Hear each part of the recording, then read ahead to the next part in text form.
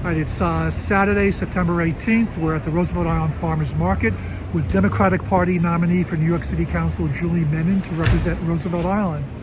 So Ms. Menin, welcome to Roosevelt Island, and can you tell us something about your campaign, please? Absolutely. So we're headed into the general election. I'm thrilled to have won the Democratic primary for City Council District 5. We had overwhelming support from all corners of the district, and now it's a really exciting time to once again be talking to voters to make sure they turn out in the general election, because we need strong, experienced leadership. I've served as a commissioner of 3 New York City agencies, starting as commissioner in the Bloomberg administration. I served as commissioner of the Department of Consumer Affairs for New York. I also served as commissioner of media and entertainment for the city, and most recently served as the city's census director, where New York came out #1 in the country, which will basically mean billions of dollars for our schools, for affordable housing, for our hospitals and healthcare, transportation, and so much more.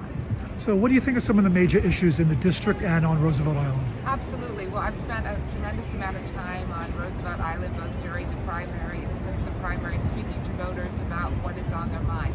Affordable housing is top of mind. We don't want a situation where people are being priced out of Roosevelt Island.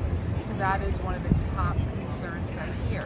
Another concern I hear is a lack of community space. There's so many wonderful organizations here on Roosevelt Island, and we want to make sure that they have the space to meet, to congregate, to do the important work that they're doing.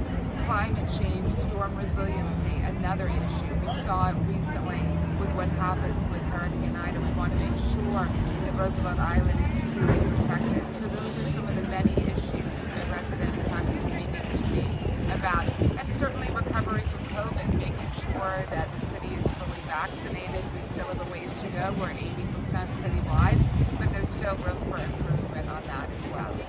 And what do you think are some of the major differences between you and your Republican Party opponent? Well, it comes down to experience. I have over 2 decades of experience in the city government, starting in the Bloomberg administration. We need leadership. There are going to be 35 new council members on the city council. There's an enormous learning curve under the best of circumstances. We're now in one of the worst crises our city's ever faced. We need strong, experienced leaders. I know the city government and have years of experience and know it inside and out. So I think it's an enormous difference between myself and my opponent in terms of that level of experience. Okay, anything else you'd like to say to the Roosevelt Island community? Please turn out and vote in the general election. It's a really important election. We have never faced some of these challenges that we're facing right now as a city. And so I do very much believe that we need people who can hit the ground running, who can address the concerns of Roosevelt Island, whether it's affordable housing, whether it's issues regarding climate change and storm resiliency, whether it's issues regarding our public schools, because in speaking to parents, it's a tremendous concern. If there are COVID cases, what will that mean? When will the schools shut down? What do you do in the absence of a remote learning option? So these are all issues that I look forward to working with the community on, and please remember to vote. All right, thank you and good luck.